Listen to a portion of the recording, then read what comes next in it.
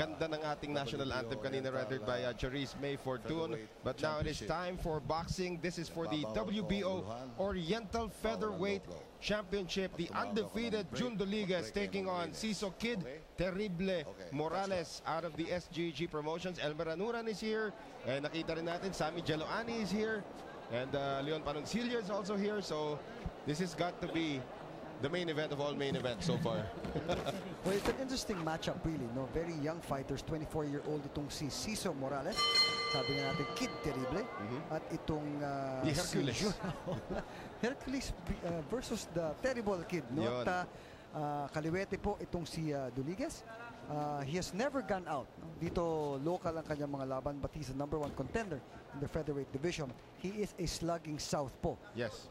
Yan ang magandang description dito kay Duligas. While Ciso Morales has had the opportunity to fight outside of the Philippines and actually has faced a champion, a former champion, Fernando Montiel. Montiel, yes. At hindi nga maganda yung pinakita niya doon, TKO in the first round. But, you know, yung experience outside, kahit maka-isang round ka lang doon, iba na ang idadalin mong laban pag bumalik ka dito sa Pilipinas. He has gone out twice.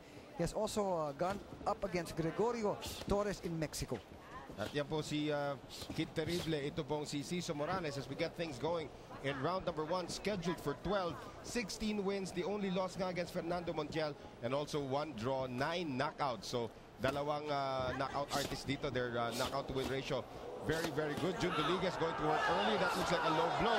And Ferdy Estrella has not stopped the action. So we have to fight on. And trying to clinch itong si Ciso Morales. And a warning given now to Duligas for that low blow. Pero ang ganda ng recovery doon ni Morales. Tumigil siya for a while when he saw that the referee wasn't going to warn Duligas. He continued to fight and still moving forward and being very aggressive itong si Duligas. And Duligas wants to engage inside. Ayaw naman ni Ciso Morales nun. So they're back at the center of the ring. You can see that Duligas, tama ka, the slugging southpaw. Magandang itawag dito kay Jun Duligas. Still undefeated after 14 professional fights. Has drawn once. One of his 13 victories, 10 doon ang knockout. So napakaganda ng knockout to win ratio nitong ating dalawang boksingero, no? We do expect someone to fall, no? Sa lakas ng mga binabatong suntok nitong ating dalawang featherweight. Yung estilo nila talaga, it's go for parating pang home run yung mga tira nila dyan eh. Lawang bunt, partner. Oh, wala pang bunt. Walang kumakante, no? Panay home run. Swing ang nakikita natin dito just to have a discussion on the baseball side. But they're just throwing bombs. So that left hand from the southpaw and that right hand from the orthodox fighter. Orthodox fighter being itong si Ciso Morales in the white trunks and Jun Duligas in the yellow trunks. So that's a very good point that you make though, Mike, na ito pong si Jun Duligas hindi pa lumalabas ng Pilipinas, but he may get a chance to do that if he gets this championship. That's right. Final seconds of the first round.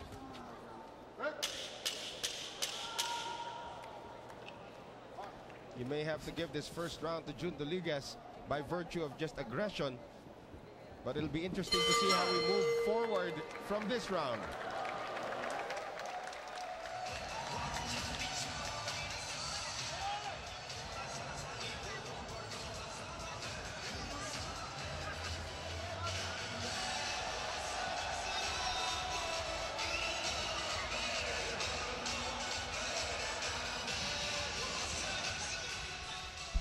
As we take a look at the action dito, sugod ng sugod. There's that low blow na hindi kaagad nakita ni Ferdy Estrella, but rightfully warned itong si Jun Duligas after the fact. Pero tama sinabi mo, maganda yung recovery time nitong si Ciso Morales. Oo, no, the moment na nakita niyang hindi naman titigil ng referee, no, tumuloy siya and he tried to clinch. Very good, presence of mind. Batiin nga natin yung mga hardworking producers natin dito sa ating venue. Una-una ito katabi natin si Omar Santiago. Pawis na pawis. Si Pierre Sala, si Christian Encarnacion. Of course, yung ating bossing dito, si Mike Sacramento. Andyan din si Yuri. Of course, everybody in the OB band, Direct Freddy Picardal. That's right. Everybody's been working hard. Yeah? Kung wala po sila, wala kami. Salamat po sa inyo. Yeah, maraming salamat. Of course, Paulo Diaz is also here with us of Solar Sports. So, the whole gang is here in Batangas City para masaksihan po itong ating event, the Pinoy Warriors 2, the Battle of Batangas. At you can see yung konting gulang lumalabas dito kay Ciso Morales. Ginagamit yung kanyang braso Alam mo, para makakuha ng konting distansya. That's right. Tinatanggal niya yung spasyo nitong kaliwa, itong si June Doligas. June Doligas has been trying to engage, starting with the left hand straight na parati natin pinag-usapan from may southpaw, no? And he has been trying to use that para nga naman magbago at maibato niya yung kanyang kanan na hook. Pero napansin mo rin na si Ciso Morales, pagbato ng kaliwa partner, he steps forward. Right. At yung gulang na sinasabi mo, tinutulak niya nung kanyang forearm para mawala yung second punch from that left straight lead. You can also see the may natural tendency to Ciso Morales to be a counter puncher as well. So I think this will work out for him if Doligas continues to become the aggressor dito sa laban na ito.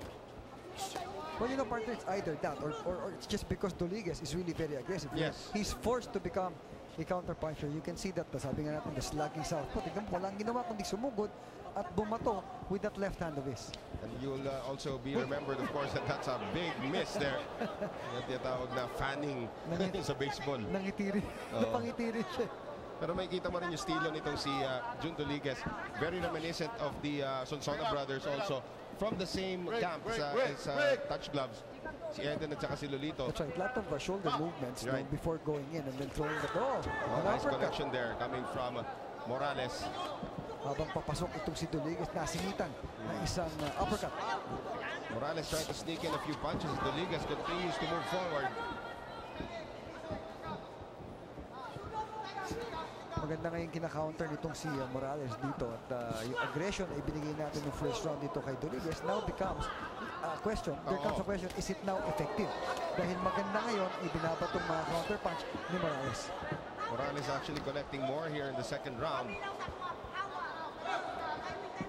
Maganda rin kay Morales, he's not exclusively backtracking dito, Mike. Alam naman natin na si Morales has the power, tries to look for it in every punch. Pero nagmamatador-matadoran din siya rito eh. Oh, maganda. He's mixing it up. He's defensive, he's offensive, he's moving left, moving right, throwing left. 1-2 combinations. Medyo nagbabago na ngayon yung takbo nung laban nitong si Doligas. Tandaan natin, when it's a title fight, the antes have been up here. As we have the final seconds of the second round. This round, depending on how it finishes, might go the way of Ciso Morales. Oh, ganda naman ang ilan mo, no? That's gonna take its toll on those legs, man.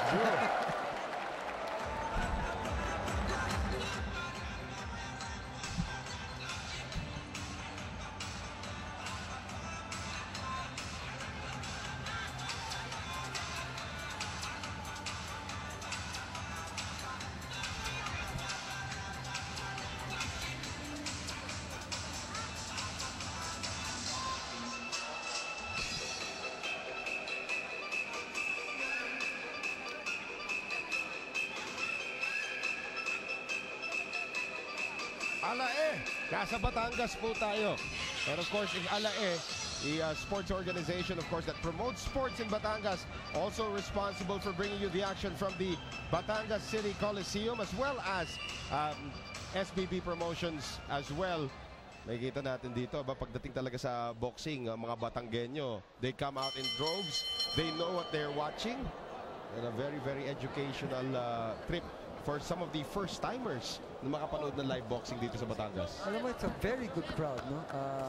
Although from your TV angle, it looks like konti lang, but it's a big place. But it's a very good crowd for boxing on a Saturday evening. And dito ngayon, medyo nagkabanggaan na naman ng ulo. You expect to see a lot of that. We've mentioned this so many times, Mike, during our coverages, that when a southpaw goes up against an orthodox fighter, nagkakatapakan dyan. I mean, you saw it in the last fight of Manny Pacquiao and Juan Manuel Marquez. Nagkatapakan, maraming allegations sa sadya daw yung mga tapakan. But in all honesty, it's actually part of the fight. These accidents will happen. It goes both ways, in fact. So ngayon, medyo si Doligas not as aggressive as he was in the first two rounds. In fact, we gave that second round to Ciso Morales kasi kahit paano na masasabi natin na temper niya yung pagsugod nitong si June Doligas. The timing is already there, the rhythm is there, it's working for Morales, and he's keeping Doligas at bay. And now Morales starting to connect with that right hand. On those combinations with over a minute gone by here in round number 3, scheduled for 12 for the WBO Oriental Featherweight Championship. That will be ruled by Ferdy Estrella as a slip. Rudy Estrella, of course, one of the most veteran boxing referees in the country.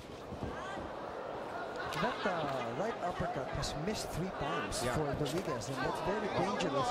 If Cesar Morales can find the opportunity to counter as soon as that uppercut misses. Rodriguez! 2 connections there from Jun Rodriguez. Morales still trying to bounce around. And now Morales tries to retaliate. Oh, what a great exchange there. Both of them throwing bombs and connecting. Pero somehow, si Jun Rodriguez nakakuha ng konting advantage dun. Trying to follow up on that one. But Morales took all of it, sir. And Yes. I don't think he even flinched. No, he took all those punches, and it's a testament to his preparation. Ganda rin ang balance na ipinapakita rito si Cesar Morales. There are just some boxers who are so blessed with the gift of balance. Kahit na natatamaan sila, they still find a way to adjust. At yan po yung ginawa rito nito si Morales. Clearly, si Morales is moving quite so much better than Rodriguez. The left and right movement, the spring on his legs is quite evident. He moves so much better than Rodriguez. Rodriguez, however, is connecting with that left hand of his. Tough round to score with under 30 seconds to go here in the third. Rodriguez again, grazing left hand 2 inches to the right. That would have been a knockdown. Well, you know, you have to give that to Morales. He made Rodriguez miss with that head movement. Final seconds of the third. Very, very tough round to score. That'll do it for round 3.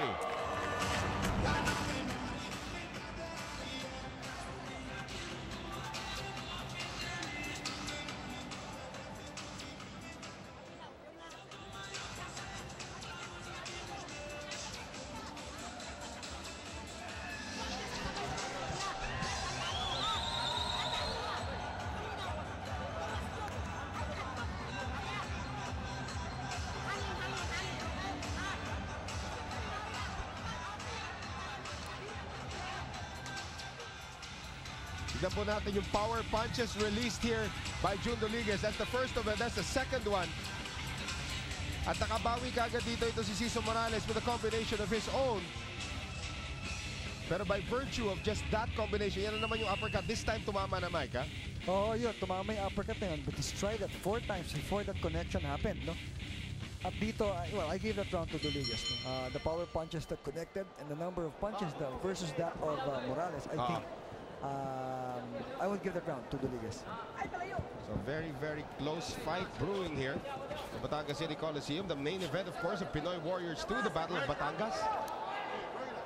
Also surprising to note na walang Batanggenyo talaga dito sa ating main event. Although, itong si Jun Rodriguez is fighting for the Touch Gloves boxing gym in Agosillo, Batangas. Rodriguez again with a few connections inside. Nakakalamang si Rodriguez pag interior attacking ang ginagawa niya. No, that is why he's pushing Morales back onto the rope. He's forcing him there. Mawawala ng espasyo and he's able to throw those punches. Pero yung fleet-footed itong si Morales, he moves very well and removes the ability of Rodriguez to connect kapag nako-corner siya. Oh, nice jab. And again, the counter working here para kay Morales. But Rodriguez gets the connection into Morales' head. Minute gone by dito po sa ating 4th round. This is for the vacant WBO Oriental Featherweight Championship. And of course, Cesar Morales, a former champion himself, the former WBO Oriental Super Bantamweight Championship. He is about 2 levels up. Nice uppercut by Rodriguez. At napahawak bigla itong si Cesar Morales. Morales looks at his corner after the uppercut connects on his chin. And you can see that Rodriguez wants to go for the kill. Nice straight. Yakap na naman itong si Morales.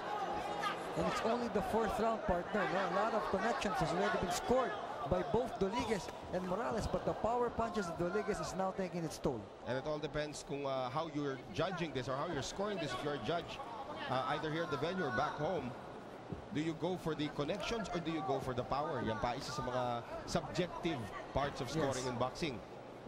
There are some boxing judges that will give more emphasis to the jab rather than the power punch because the jab is still a connection, the power punch is still a connection. That's right.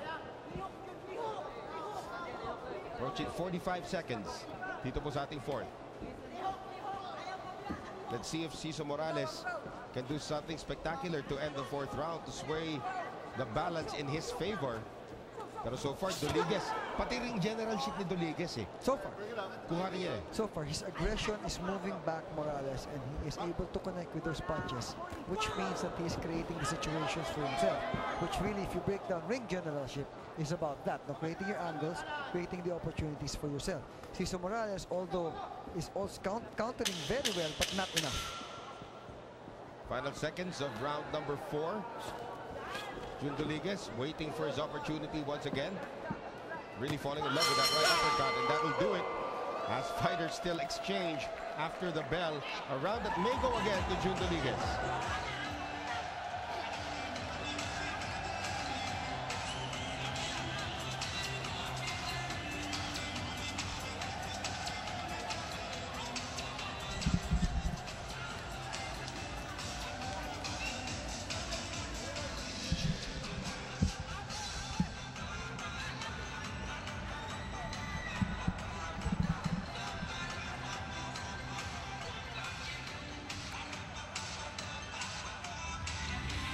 Taking a look at the action here, power punches are starting to come in bunches now for Jun Duliges, the #1 featherweight contender in the Philippines.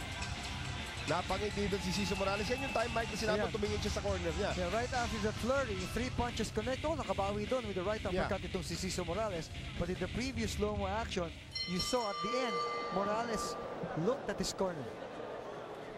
Parang either nagsasorry siya at tinamaan siya, or he could be asking for help. That's right. Well, let's see if they made the adjustments here in the 5th round.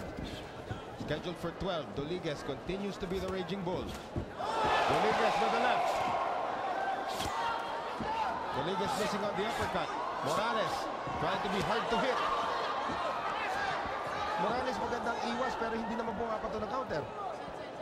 Alam mo, the experience that Morales has is really showing. He's making Duliges miss, but you're right. He is unable to throw counter punches. Nagmimintis ngayon kalaban mo, may oportunidad kang bumato, hindi ka bumabato. Sayang yung pagod nung pag-iwas at pag-ilag. Nakakapagod yung partner. Later on, that will take its toll when we go into the championship rounds. Well, titignan natin dito if we actually make it to the championship rounds, the way Duliges has been throwing those bombs. Championship rounds, of course, we refer to rounds 10, 11, and 12. And Morales goes down. I don't know. It's going to be ruled a knockdown here. Hindi ko na usang tinamaan dito si Morales. 7, doesn't look like he's gonna beat the counter, Mike. 8, 9, 10, it's over. Jun Duliges is the new WBO Oriental Featherweight Champion.